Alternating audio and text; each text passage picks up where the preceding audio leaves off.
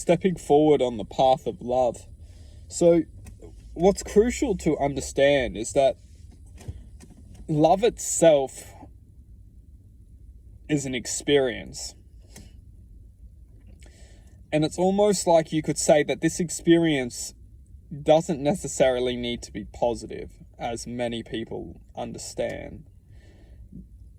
And that's why we have the ability to honor love. Because love itself is an experience of which we choose. We choose it. And once we choose it, what we can do is either we can face the truth of that existence and comprehend that that is love. That's it. And there's no such thing as love. There's no such thing as love as we feel if there's no such thing. What there is that there is expression. The love which we feel is an expression.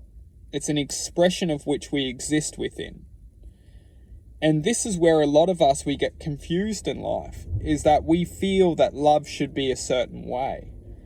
And we feel that love should be a certain existence. And we confuse ourselves because we feel that love should be a different expression for us. And this is where we confuse ourselves, because we can't understand how we're going to, we don't know. And this is ultimately where we can all learn and we can all trust that love itself is here for us to connect. It's here for us to honor as a form of, almost like you could say, a divine connection from the reality or the spirit world.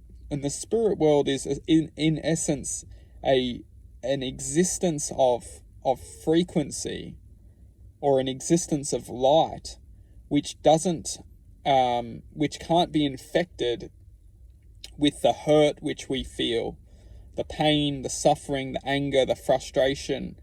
This field of energy, it doesn't have the capability to be interrupted with suffering and anger.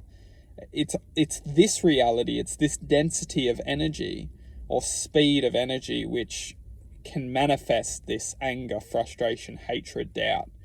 So what we're doing is, when we're forming love within this reality, or forming love within this density of sound, density of energy, what we're doing is we're taking our expression, we're taking our source, which is sound. We are all sourced from sound. We're all manifesting from sound. And this sound represents the soul.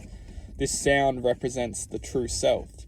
And depending on that speed, depending on the speed of sound which we are existing within, is ultimately the song which we're singing within this reality. So you could almost see that the sound is coming through this reality from a different source. And that source you could almost refer to as the soul singing. And depending on if we're listening to that song or not, is whether we're not necessarily representing, but whether we're reflecting the soul's choice. Because if we're listening to the soul singing and we're singing that song, we become aligned to the soul. We become aligned to what we feel we're meant to do in this reality. But when we're going against that, or what we can refer to as being ignorant to our own internal guidance, that's when we stop to not believe in the song. We stop to believe in what's greater than ourselves, and we ultimately become fearful of a greater self, and we become ignorant to our own true self. And so what's crucial to understand here is that love itself is the harmony between living and learning. As long as we're living and learning, we will honor love for the truth which it is. and we will honor the true self for infinite possibility.